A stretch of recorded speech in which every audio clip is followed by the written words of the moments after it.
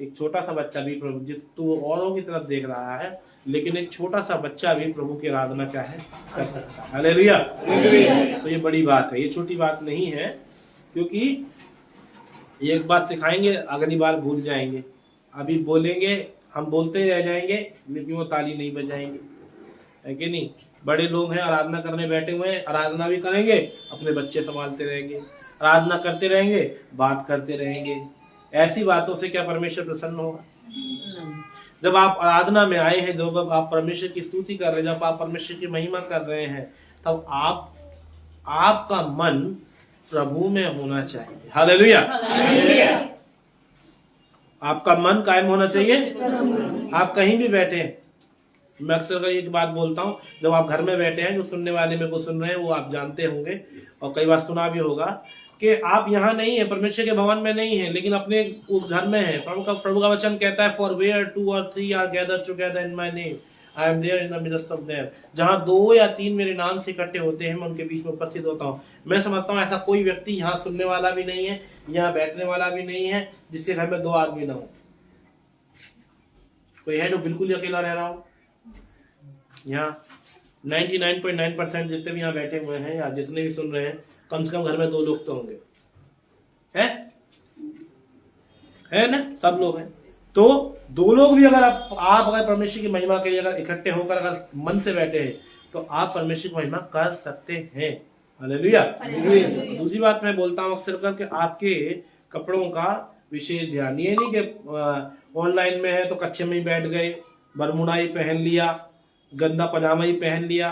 जब आप परमेश्वर की उपस्थिति में बैठ रहे हैं, जब आप परमेश्वर की उपस्थिति में बैठ रहे हैं, आप एक वेल ड्रेस्ड होने चाहिए, है कि नहीं? आप अच्छे लगने चाहिए अपने आप को। आप अच्छे लगेंगे तब प्रभु को। हालेलुया। जरूरी नहीं है कि आपको नया सूट ही खरीद के लाएंगे, जरूरी नहीं है कि आप एक अच्छा सा मतलब कोट पैंट ही पहनेंगे। वेल ड्रेस का मतलब मेरा है पूरे मन के साथ में एक अच्छे कपड़े पहनकर, जैसे हम कहीं आते हैं जाते हैं या हम किसी व्यक्ति के घर पर जाते हैं, तो हम ऐसे ही नहीं चले जाते हैं। उस जिस तरह से हम जाते हैं परमेश्वर के भवन में या अपने घर में बैठकर भी जब प्रभु की महिमा कर रहे हैं, तो प्रभु को स्मरण करके वैसा हमारे अंदर में होना चाहिए। क्योंकि आज बहुत संसार में ऐसे ऐसे लोग हैं जो प्रभु को स्मरण तो करते हैं, प्रभु को याद तो करते हैं, पर उसमें सच्चाई नहीं है। और उन लोगों के लिए प्रभु का वचन क्या कहना चाहता है, 7 अध्याय के 21 पद से पढ़ना शुरू करेंगे। ऊंचे आवाज से पढ़े। जो मुझसे हे प्रभु कहता है, उनमें से हर एक स्वर्ग के राज्य में प्रवेश ना करेगा, परंतु वही जो मेरे स्वर्गीय पिता की इच्छा पर चलता है।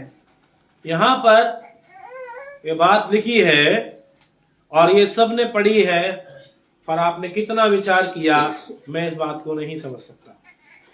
यहाँ प्रभु का वचन कहता है, जो मुझसे हे प्रभु कहते हैं, जो मुझसे हे प्रभु कहते हैं, उनमें से हर एक स्वर्ग के राज्य में प्रवेश नहीं करेगा। करेगा तो अच्छी बात है, लेकिन यहां नहीं करेगा लिखा है। प्रभु को प्रभु कहने से, प्रभु बोलने से, प्रभु हिलाने से, प्रभु बोलने से कुछ होने वाला नहीं है। यहां प्रभु कहता है, वचन तो कहता है कि बिना पवित्र आत्मा के आप उसे प्रभु भी नहीं कह सकते हैं। समझ रहे? पढ़ा है वचन, बिना पवित्र आत्मा के आप उसे प्रभु भी नहीं कह सकते हैं। लेकिन अगर आप प्रभु कह रहे हैं तो उसके साथ में और कुछ चीजें भी चाहिए, और कुछ चीजें भी चाहिए। कहता है, उनमें से हर एक स्वर्ग के राज्य में प्रवेश न करेगा, तो कौन करेगा? लिखा है, वही जो मेरे स्वर्गीय पिता की इच्छा पर चलता है। हालेलुया। बोलिए, वही जो मेरे स्वर्गीय पिता की इच्छा पर चलता है। तो हे प्रभु कहना, हालेलुया हालेलुया हालेलुया चिल्लाने से आप स्वर्ग के राज्य के वारिस नहीं हो जाते हैं। बहुत तेज तेज तालियां बजाने से, बहुत ऊंचा ऊंचा गाने से, बहुत अच्छा गिटार बजाने से, बहुत अच्छा हारमोनियम बजाने से, बहुत अच्छी ढोलक क्योन या बड़े बड़े इंस्ट्रूमेंट बजाने से आप परमेश्वर के राज्य के वारिस नहीं हो जाते हैं मेरे प्रियो। बहुत सारा दान देने से आप परमेश्वर के राज्य के वारिस नहीं हो पाते हैं मेरे प्रियो। परमेश्वर के राज्य का वारिस होना है तो दशमांश दो, हो जाओगे नहीं।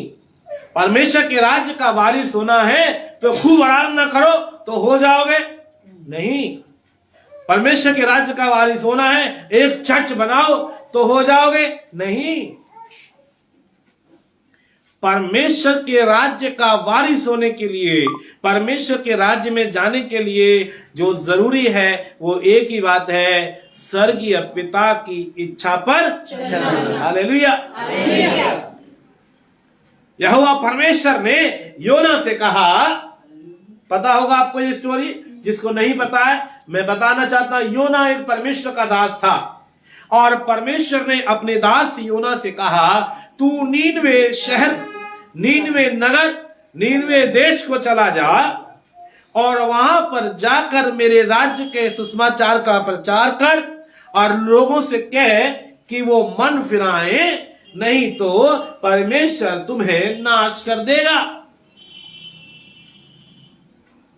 लेकिन मेरे प्रियो, आप जानते हैं कि नीनवे नगर ना जाकर योना दूसरी जगह जाने लगा। क्यों? क्या कारण था? अब मैं आपसे पूछ रहा हूं, क्यों जा रहा था? आप लोगों को कहानी पता है ना, तो प्रश्न ही कर लेते। क्यों तर्शीश जा रहा था? हाथ खड़ा करो और बताओ, फिर मैं आंसर मांगूंगा आपसे। देख लो अपनी हालत है। क्यों जा रहा था तर्शीश, बताइए। क्योंकि वो जानता था कि वो जाकर नीनवे में वचन सुनाएगा और परमेश्वर उन्हें माफ कर देगा, क्योंकि नीनवे के लोग पाप में डूबे हुए थे। ठीक है, और कोई आपके हैं? उसको पहले से पता था कि मैं जाऊंगा, प्रचार करूंगा, वो लोग माफी मांगे, परमेश्वर माफ कर देगा। अच्छा, तुम बताओ। तुम्हें कंफ्यूजन हो गया इनका सब सुन के, जल्दी बताओ अपना उत्तर क्या है। तुमने हाथ खड़ा किया था ना? हाँ, तो बताओ। तुमने ये सोचा कि मैं पूछूंगा ही नहीं, मेरे जो भी है आप बताइए। मैं योना घबरा गए थे कि वो वहाँ पे जाएंगे तो परमेश्वर, मतलब वो घबरा गए थे, इसलिए वो दूसरी जगह पे चले गए। सर आप बताइए। ये जो उन्होंने बताया, क्योंकि योना को पता था कि परमेश्वर माफी कर देंगे और यहाँ पे जब आगे कह रहा कि मैं उन्हें नाश कर दूंगा, तो उसे पता है माफी कर देगा, इसलिए वो नहीं गया। मेरा जरा उत्तर है, दोनों कुछ चीजें सही है। देखो, योना परमेश्वर से नाराज हो गया। योना परमेश्वर से कहता है कि माफी कर देगा, मुझे भेज रहा है। वहां लिखा हुआ है बाइबल में, अगर आप ढंग से पढ़िए, जब पढ़ते हैं तो थोड़ा गौर लगाने की जरूरत है। उसने कहा कि वो माफी कर देगा परमेश्वर, मैं क्या करूं जाके फिर? मुझे पता है कई बार वचन में लिखा हुआ है, किसी अधर्मी के कारण मत कुड़। और अधर्मी लोगों को परमेश्वर बचाना चाहता है, तुम तो चिढ़ते हो, तुम क्यों कुड़ते हो? ये वाली बात थी। और योना जो है कहता है तू माफी कर देगा, मुझे पता है मैं जाता ही नहीं। माफी करना है तो कर ही दे, मुझे ही क्यों भेज के माफ करना चाहता है? लेकिन परमेश्वर अपने कार्य को अपने हिसाब से ही करता है। परमेश्वर अपने कार्य को अपने हिसाब से करता है मेरे प्रियो। He is ready to forgive you. वो आपको माफ कर देना चाहता है और उसके लिए वो ये चाहता है कि उसके दास परमेश्वर का वचन सुनाएं। हालेलुया। और उसी वचन के द्वारा ही लोग बचाए जाएंगे। इसीलिए परमेश्वर ने योना को भागने नहीं दिया, समुद्र में गिरवाया। तूफान लेकर आया, लोगों ने फेंक दिया, मच्छी को तैयार किया, पेट में गया, रहा और वापस नीनवे पहुंचा ही दिया। क्या परमेश्वर ऐसे ही माफ नहीं कर सकता था? तब उसे करना ही है, लेकिन नहीं, बिना अपने वचन के, बिना पश्चाताप के वो माफ करने वाला नहीं है। इसलिए मेरे प्रियो, आपको परमेश्वर के वचन पर भरोसा होना चाहिए, आपको परमेश्वर के वचन पर विश्वास होना चाहिए। The things which are going in your life, जो आपके जीवन में जो बातें जो चल रही हैं, आपको ये विश्वास होना चाहिए, one day these all will pass, ये सब एक दिन होगा, ये सब निकल। बाइबल में लिखा है, वे रोने की तराई में होकर चलते हैं और उसको सोतों का स्थान बनाते हैं। हालेलुया। अगर आप परमेश्वर के लोग हैं तो आप कैसी भी भयानक स्थिति में चल रहे हो, लेकिन आपकी प्रार्थना, आपका मन, आपके द्वारा परमेश्वर की इच्छा को पूरा करने का मन आपको उस रोने के स्थान में सोतों का स्थान बनाने का मतलब है आपको हर्ष ही हर्ष, आनंद ही आनंद बनाता है। हालेलुया। सूखी निर्जल भूमि पर जल बुझाने वाला परमेश्वर है। हालेलुया। बिल्कुल निर्जल भूमि पर, जहां पर आप हैंडपंप गाड़ दीजिए, जहां कुछ भी करने की कोशिश कीजिए, आपको कुछ नहीं मिलेगा, वहां से भी वो जल उपजाने वाला परमेश्वर है। हालेलुया। जब हाजिरा अपने बेटे को लेकर चल दी और पीठ फेर कर बैठ गई ताकि उसे अपने बच्चे का मरा हुआ मुंह ना देखना पड़े, क्योंकि प्यास लगी थी, बच्चा परेशान था और थैली का पानी खत्म हो गया था, और वो हमारे जैसी जगहों में नहीं थी, वो एकदम कड़कते धूप के अंदर में, कोई शैडो नहीं है, कोई छाया नहीं है, उस स्थान के अंदर में अपने बच्चे को उसे मरता हुआ देखना है, क्योंकि अब उसके पास ना तो दूध है और ना ही पानी है। तब वो माँ अपने बच्चे को एक स्थान पर लेटाकर और दूर चली गई और वहां बैठकर रोने लगी, और वो चाहती थी वो मर जाएगा तो मैं उसके मरने को मैं नहीं देख सकती हूँ। लेकिन मेरे प्रियो, उस स्थान में, उस निर्जल भूमि में, उस सूखे की परिस्थिति में परमेश्वर ने जल दिया है। हालेलुया। नहीं दिया?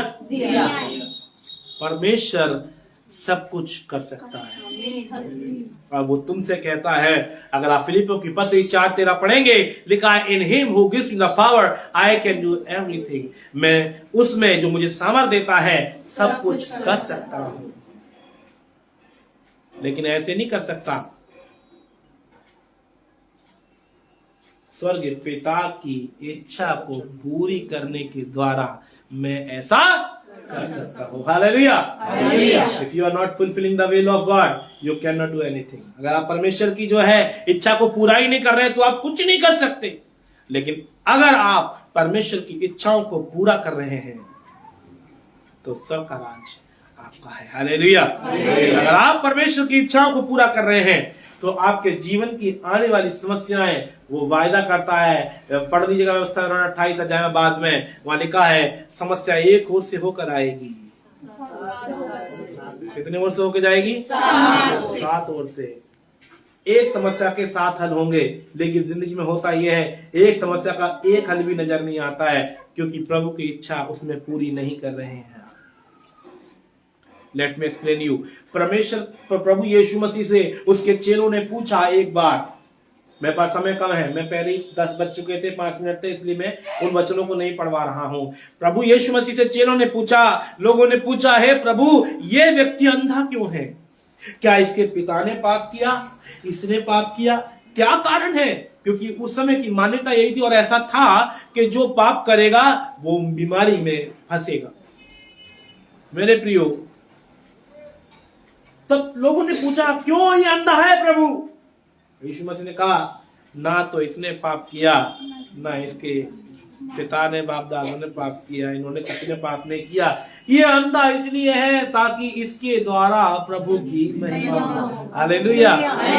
कई बार आप गरीब इसलिए है ताकि आपके द्वारा प्रभु की महिमा हो। कई बार आप बीमार इसलिए है ताकि आपके द्वारा परमेश्वर की महिमा हो। कई बार आपके घर में झगड़ा इसलिए है ताकि आपके द्वारा परमेश्वर की महिमा हो। कई बार आपके पड़ोसी आपकी सुनते इसलिए नहीं है ताकि परमेश्वर की महिमा हो। कई बार आपका खुद का पति, आपकी पत्नी, आपके बच्चे, कई बार ऐसा लग रहा है कि बिगड़ रहे हैं, लेकिन इसलिए कि परमेश्वर की महिमा, और आप संसारिक होकर उन्हीं चीजों में फंस जाते हैं।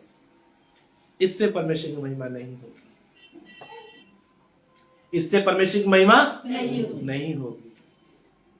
If you want to glorify him, if you want to glorify him, अगर आप उसको महिमा देना चाहते हैं, अगर आप उस प्रभु को महिमान्वित करना चाहते हैं, तो आपको उसकी इच्छा में चलना होगा। Hallelujah, hallelujah. अगर दाऊद ये कह देता कहां मरवाने के लिए ले आ रहा है, जहां कहां भगवा रहा है, मुझे मारी डालो मुझे, तो क्या फायदा ऐसी जिंदगी से। अपने जंगल में था, बहुत अच्छा था, आज राजा मुझे मार देना चाहता है। छोटी मोटी मुसीबत है, क्या करूं, अकेला भागा फिरता हूं, घर छूट गया, बार छूट गया, बीवी बच्चों को लेके भाग रहा हूं, क्या करूं। क्या दाऊद की बीवी कुछ ज्यादा आत्मिक थी, कुछ नहीं कहती होगी है? क्या उसकी समस्याएं दाऊद की क्या बिल्कुल अलग थी। वो अपनी जिंदगी में कितनी परेशानियों को लेकर चल रहा था, क्या आप महसूस कर सकते हैं? क्या आप महसूस कर सकते हैं दाऊद की जिंदगी की समस्या को? कितनी बुरी समस्याओं के बीच में था कि राजा मार देना चाहता है। आपके इलाके की पुलिस अगर आपको ढूंढने लग जाए तो आपकी जिंदगी खराब लगेगी आपको। मान तो पूरे देश का राजा उसको ढूंढ के मारना चाहता है। कैसी जिंदगी थी, जहां जाता था वहीं पहुंच जाते थे लोग, खबरी लगे पड़े थे, उसको मार देना चाहते थे। क्या उसने उस जिंदगी को नहीं जिया? क्या वो परमेश्वर की महिमा नहीं कर रहा था? क्या उसे मौका नहीं मिला था शाऊल को 2 बार मारने का? तो क्या उसने मार दिया? उसने कहा मैं परमेश्वर के अभिषिक्त पर, जबकि वो जानता था इसमें दुष्टात्मा घुस चुकी है। वो जानता था कि अब अप्रिय जाना गया है, वो जानता था कि परमेश्वर अभी इसे नहीं पसंद कर रहा है, लेकिन फिर भी वो कहता मैं परमेश्वर के अभिषेक पर हाथ नहीं उठाऊंगा, क्योंकि परमेश्वर के अभिषेक पर हाथ उठाने का मतलब है परमेश्वर की इच्छा के विरुद्ध जाना। If you are walking instead of will of God, अगर आप परमेश्वर के वचन या परमेश्वर की इच्छा के विरोध में काम कर रहे हैं और चाहते हैं कि आशीष पा जाएंगे, तो इससे बड़ी मूर्खता आपकी कुछ भी नहीं है। You have to walk in the path of God. आपको परमेश्वर के मार्ग पर चलना है, तभी आप जीवन को पहुंच सकते हैं। और आप ये कहते हैं कि हम माल तो दूसरा लेंगे, लेकिन हम पहुंच जरूर परमेश्वर के राज्य में जाएंगे, तो ऐसी आराधना और ऐसी प्रार्थना और ऐसी बातें आपको परमेश्वर के राज्य में नहीं ले जा सकती हैं। मैं खुलकर कह देना चाहता हूं। एक पेपर पीछे करिए, 7वें अध्याय से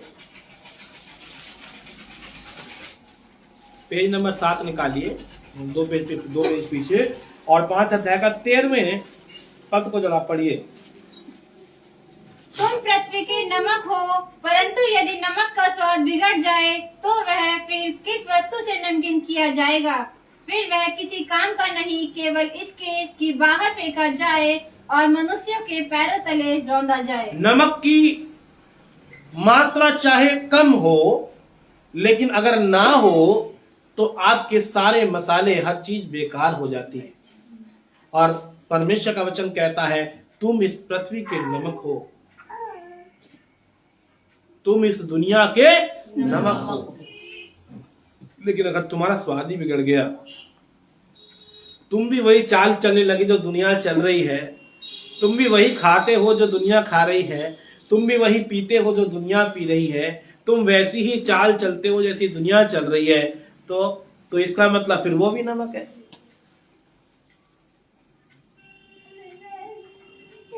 क्या मीठे में डालने से नमक मीठा पड़ जाता है? बताओ।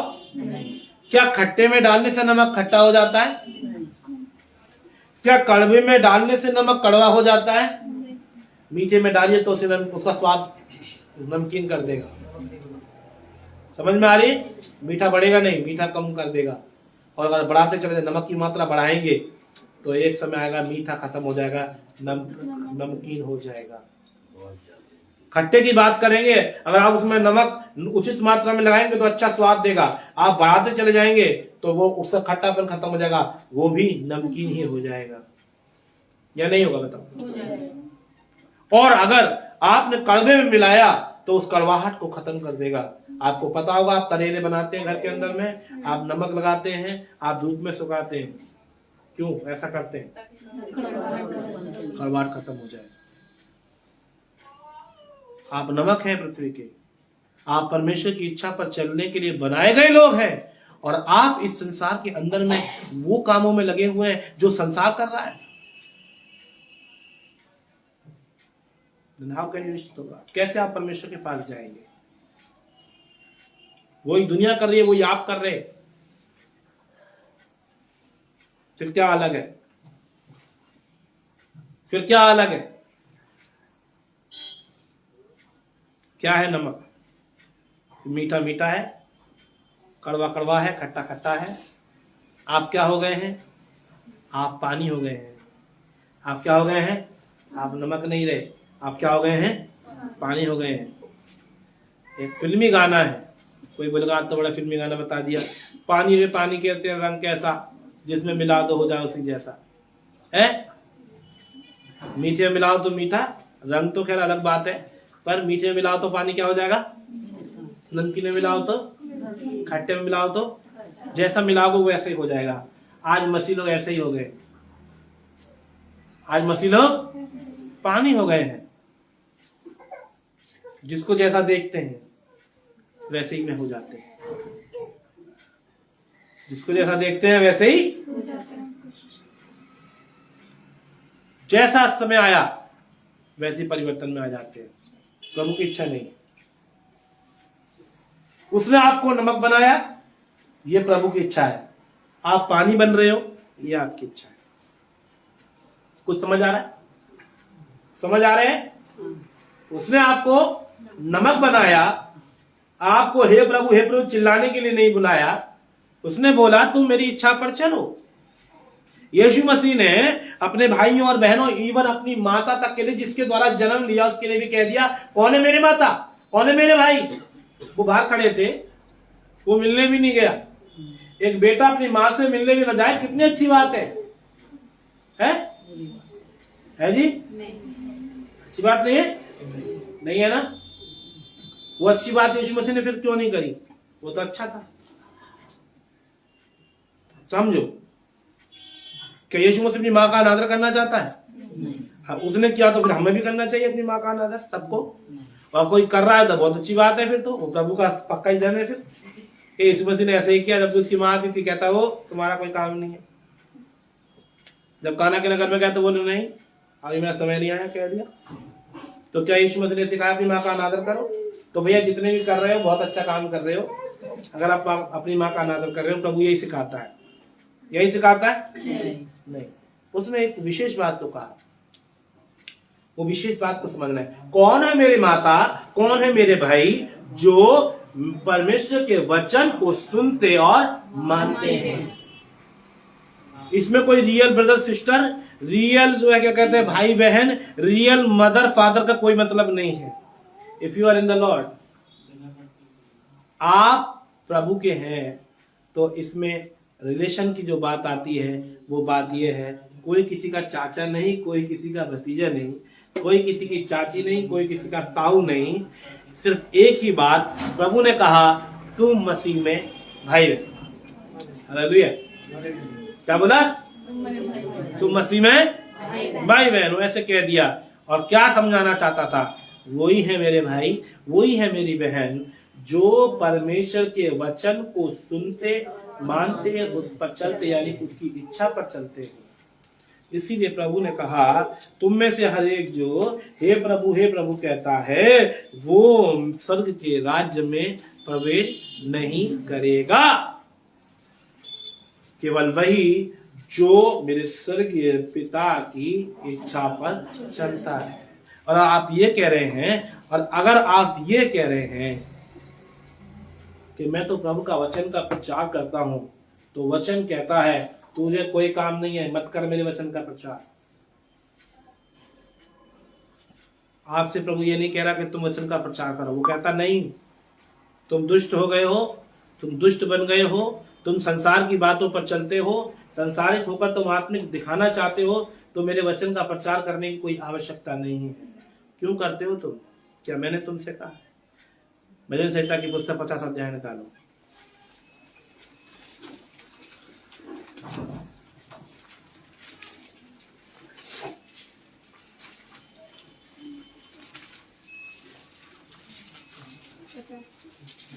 सोलह पद पढ़ो। परंतु दुष्ट से परमेश्वर कहता है, तुझे मेरी विधियों का वर्णन करने से क्या काम। कहता है दुष्ट से परमेश्वर। आप कहते हैं हम वचन का प्रचार करते हैं, आप कहते हैं हम पादी साहब के साथ रहते हैं, आप कहते हैं हम ये कर रहे हैं वो कर रहे हैं, वो कहता है हट, मुझे कोई काम नहीं तेरे काम से, तू दुष्ट है, जा फिर अपने काम को कर। क्यों मेरे वचन का प्रचार करने में लगा पड़ा है? मुझे नहीं चाहिए। जब तुम मेरी इच्छा पर नहीं चलते, क्यों मेरे वचन का प्रचार करते हो? तुझे क्या काम है मेरे वचन से? कहता है तुझे मेरी विधियों का वर्णन करने से क्या लाभ, क्या काम, क्यों करता है? दोबारा पढ़ दो। पर तुझे मेरी विधियों का वर्णन करने से क्या काम, तू मेरी वाचा की चर्चा क्यों करता है। तू मेरी वाचा की चर्चा क्यों करता है? किसे दिखाना चाहता है? तुम किसे दिखाना चाहते हो कि तुम ईसाई हो, कि तुम मसीह हो? और आगे, तू तो शिक्षा से बैर करता और मेरे वचनों को तुच्छ जानता है। जाने की बात मानता नहीं है, और मैं वचन सुनाऊंगा, मैं ये करूंगा, मैं वो करूंगा, मुझे नहीं चाहिए तू। प्रभु का वचन कहता है। क्यों कर रहा है? मैंने तुझसे नहीं कहा। प्रभु सीधा सीधा कहता है, मैंने तुझसे नहीं कहा है। क्यों मेरे वचन का प्रचार कर रहा है? क्यों चर्चा कर रहा है? मैंने तुझसे नहीं कहा। वो चाहता भी उन्हीं से ही है जो उसकी इच्छा पर चलते हैं। हालेलुया। उसे नहीं चाहिए तुम, अगर उसके वचन पर नहीं चलते हो। वो कह रहा है अगर तुम्हें संसार इतना प्यारा तो जाओ, नहीं मिलेगा कुछ अंत में।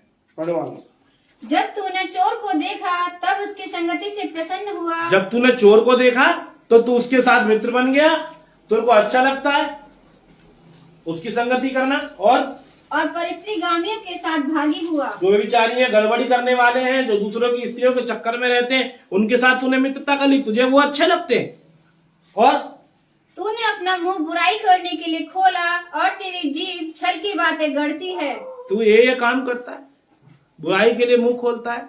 और तू बैठा हुआ अपने भाई के विरुद्ध बोलता और अपने सगे भाई की चुगली खाता है। ये सब करता है तू।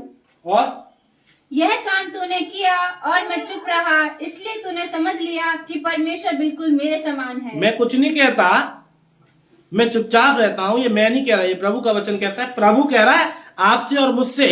प्रभु कहता है मैंने देखा कि तू क्या करता है, सारी गड़बड़ कर रहा है, और मैंने तुझसे कुछ नहीं कहा, तो तूने समझ लिया कि नहीं नहीं प्रभु भी मेरे जैसा ही है।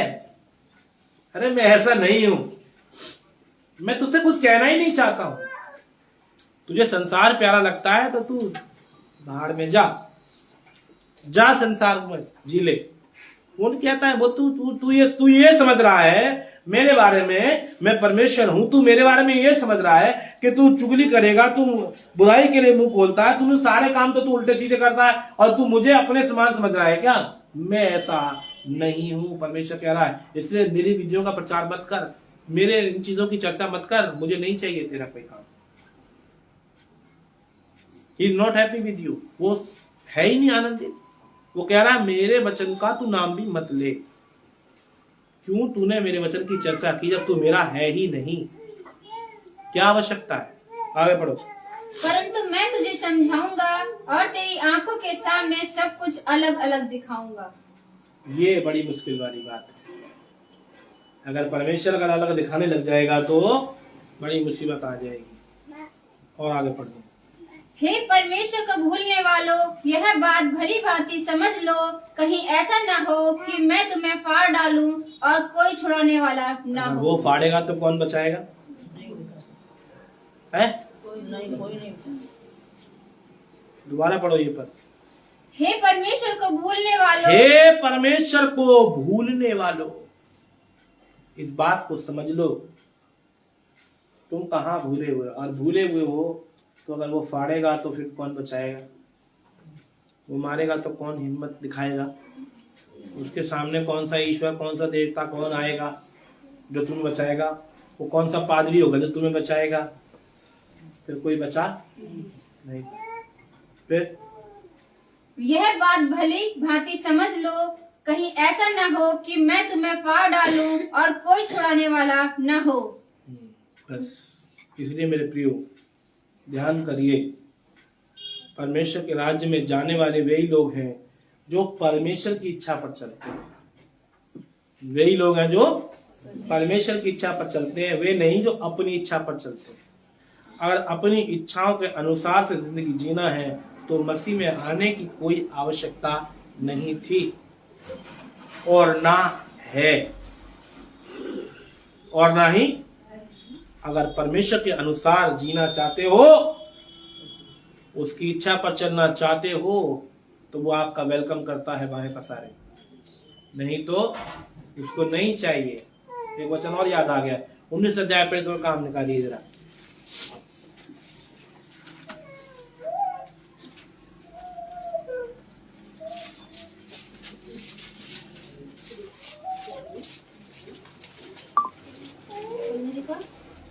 बता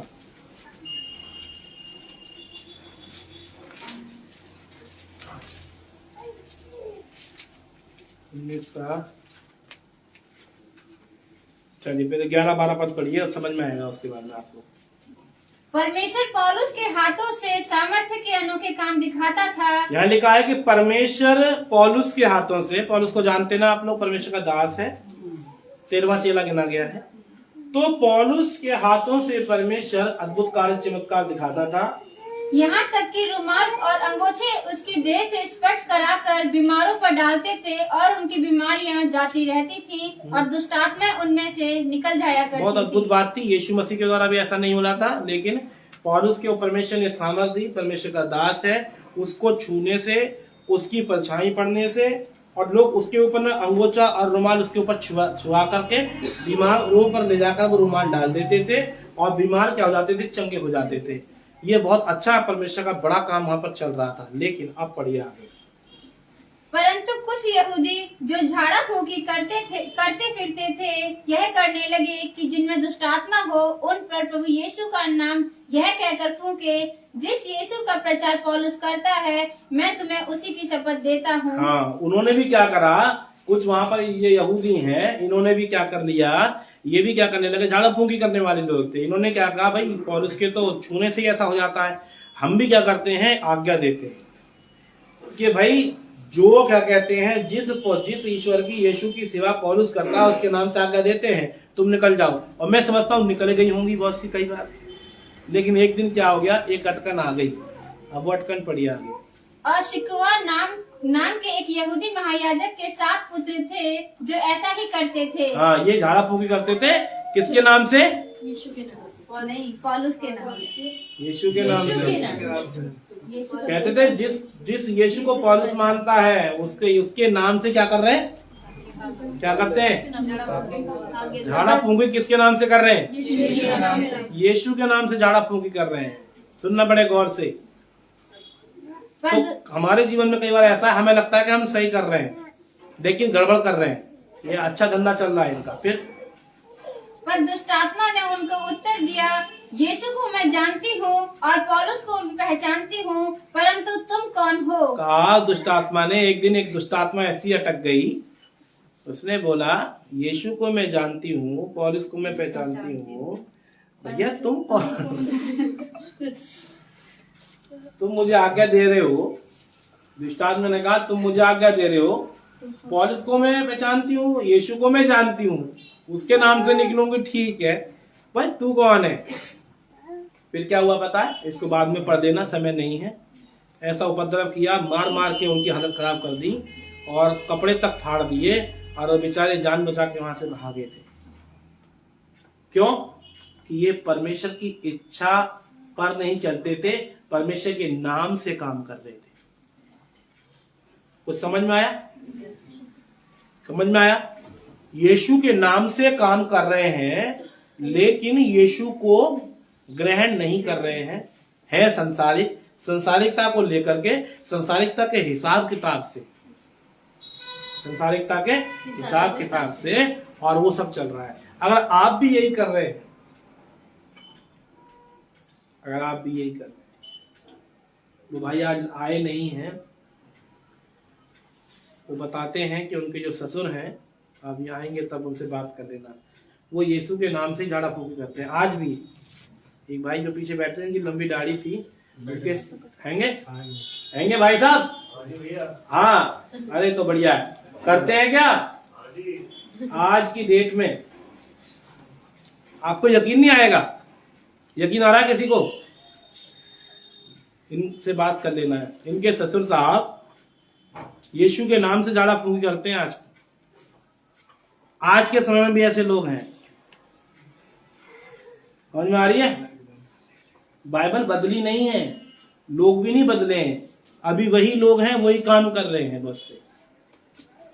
आज भी कुछ लोग दुष्टात्मा का डर दिखा के लोगों से पैसा ऐंठने का काम कर रहे हैं, और लोग दे रहे हैं, लेकिन प्रभु की इच्छा ये नहीं। इसलिए मेरे प्रियो, आप प्रभु के लोग हो, आप प्रभु की इच्छा पर चलने वाले हो तो प्रभु के लोग हो। अगर आप प्रभु की इच्छा पर चलने वाले नहीं हो तो भूल जाओ कि तुम प्रभु के लोग हो। ये तुम कह रहे हो, ये कौन कह रहा है? तुम कह रहे हो कि हम प्रभु के, लेकिन तुम हो नहीं, क्योंकि तुम उसकी इच्छा पर चलते नहीं। मैंने शुरुआत में बता दिया, क्या दान देने से स्वर्ग जाओगे? क्या 10 मांस देने? मैं कह रहा हूं 50 मांस भी दे दो, तब भी तुम स्वर्ग नहीं जाओगे।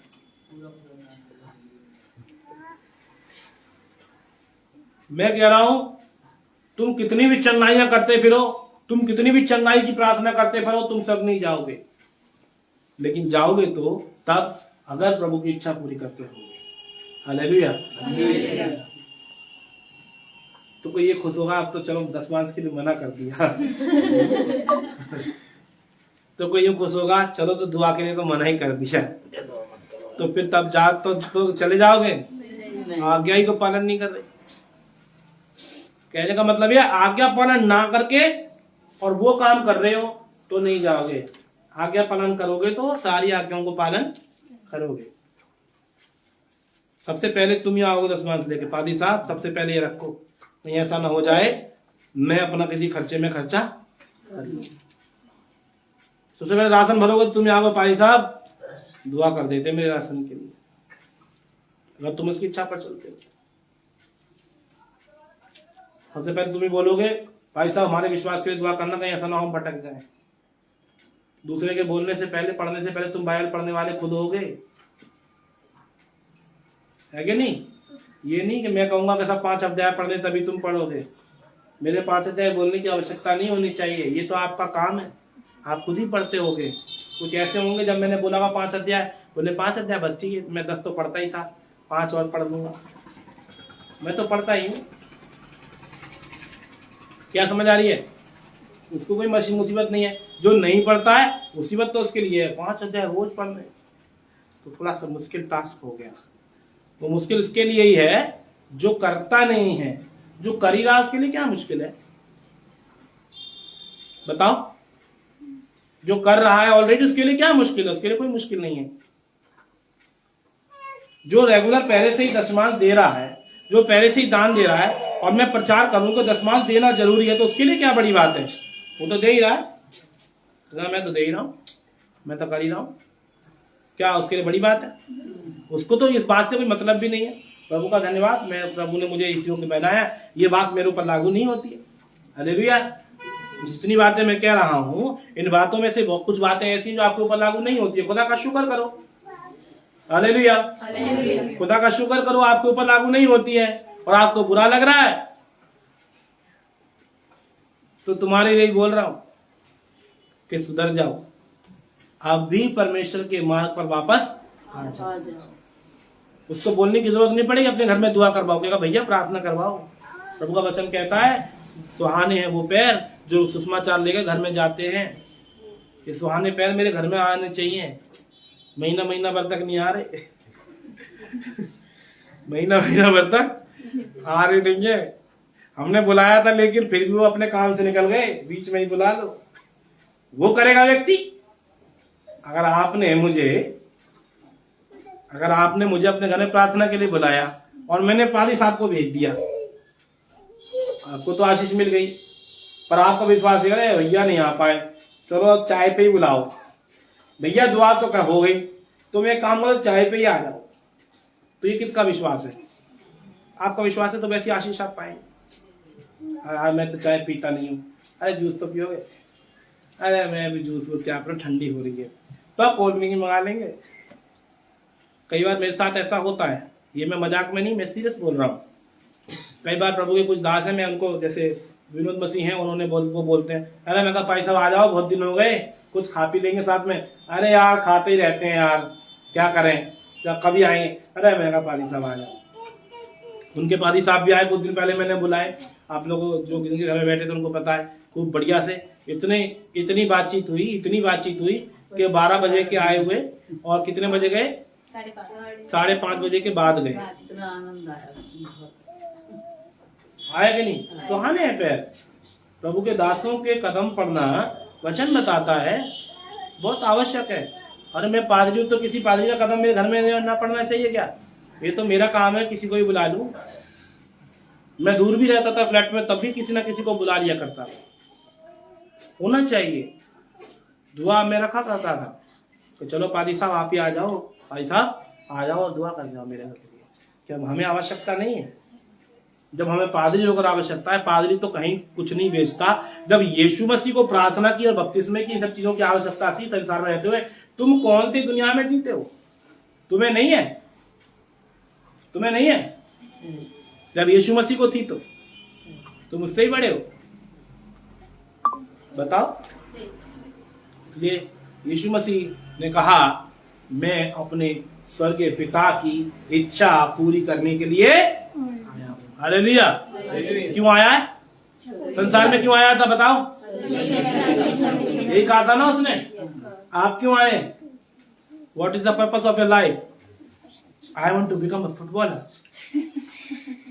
What is the purpose of your life? I want to become a scientist. What is the purpose of your life? I want to become a CA. What is the purpose of your life? I want to become a cricketer. ये आपके जो है जिंदगी के मैं ये बनना चाहता हूँ, मैं वो बनना चाहता हूँ। अरे परमेश्वर ने तुम्हें भेजा किस लिए है? Why have you created? क्यों बनाए गए तुम? किस लिए बनाए गए हो? You are created to worship. Hallelujah. आप बनाए गए हो कि उसकी आराधना स्तुति करो, उसके बाद कोई दूसरी बात करो। उसके बाद तुम डॉक्टर हो, उसके बाद तुम रसोईया हो, उसके बाद तुम मदर हो, उसके बाद तुम फादर हो, उसके बाद तुम पति हो, उसके बाद तुम पत्नी हो, उसके बाद तुम जो कुछ भी हो। But the main purpose of creation of the human being is to worship him. परमेश्वर ने मनुष्य को सिंपल सी बात बोली है, अपने जीवन में ये कीजिए आपके द्वारा परमेश्वर की इच्छा पूरी। हालेलुया। और जब मौका मिलता है तो घर के काम मत बताना, दुआ में आ जाइए। क्या करें? खाना बनाना है। जब मौका मिलता है चलिए आराधना करेंगे, अरे तो वो नहीं मानेंगे। मौका मिलता है चलो प्रभु का काम करेंगे, अरे तो रोज रोज कैसे जाएंगे। तुम सिर्जे ही इसी काम के लिए गए हो तो कैसे कह सकते हो कि मेरे लिए वो काम जरूरी है? इसका मतलब तुम प्रभु की इच्छा पर नहीं चल रहे। अपने बनाए जाने को जानो। आपको बनाया ही इसीलिए गया कि आप परमेश्वर की महिमा स्तुति करें, उसके बाद कुछ दो दुनिया की बातें आप करें। लेकिन आप क्या करते हैं? आप ये कर रहे हैं, आप परमेश्वर की आराधना के दिन में, आप परमेश्वर के काम के दिन में, परमेश्वर के कार्यों के मौके मिलने पर आप बताते अपने काम कि मेरा बर्तन नहीं धुले, कि मेरे बच्चे नहीं नहाए, कि मैंने कपड़े नहीं धोए हैं, कि मेरे को भाई से मिलने जाना है, कि मेरी बहन ने बुलाया, कि मेरे ताऊ की शादी है, कि मेरे चाचा का वो है। इसके लिए बुलाए गए परमेश्वर दुनिया में। बुलाया परमेश्वर ने, बनाया परमेश्वर ने, पैदा किया परमेश्वर ने, खून चल रहा है, तुम जिंदा हो, सांसें फ्री में मिल रही हैं, तो उसको चाहिए क्या कि तुम उसकी आराधना, स्तुति और महिमा करो, और उसी पर्पस से तुम दूर हो। घर में आराम से रजाई में बैठ के सोचते हो कि हम सो लेते हैं, क्या करें, एक ही दिन मिलता है संडे का, इसीलिए बनाया परमेश्वर ने।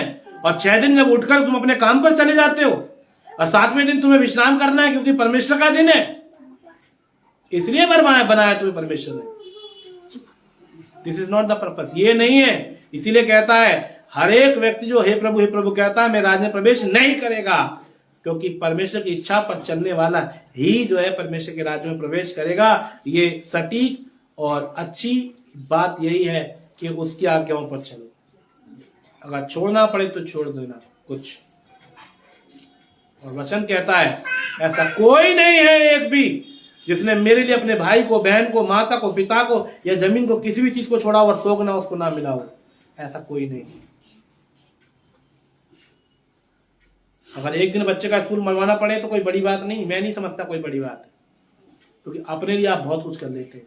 और एक दिन ऑफिस की छुट्टी करनी पड़े तो मैं समझता नहीं कोई बात है, प्रभु तुम्हारी जरूरतों को पूरा कर देगा, उसकी कोई बड़ी बात नहीं है। लेकिन तुम्हारा मन तो होना चाहिए। जब तुम्हें शादी में जाना हो तो तुम 4 दिन की छुट्टी लेके जा सकते हो, लेकिन अगर तुम्हें प्रभु काम करे 1 दिन की छुट्टी करने पड़े तो तुम्हारे लिए बड़ा मुश्किल हो जाता है। क्यों है ऐसा जीवन? क्योंकि तुम स्वर्ग के पिता की इच्छा पर चलना नहीं चाहते। इसीलिए वचन में 7 अध्याय के उसमें भी लिखा हुआ है, सकरा है वो मार्ग जिस पर थोड़े ही प्रवेश कर पाते हैं, और चौड़ा है वो मार्ग जिस पर बहुत सारे प्रवेश कर जाते हैं। इसलिए सकरे मार्ग से प्रवेश करो ताकि तुम जीवन को पहुंचो, चौड़े मार्ग पर मत जाओ, अंत में मृत्यु मिलेगी।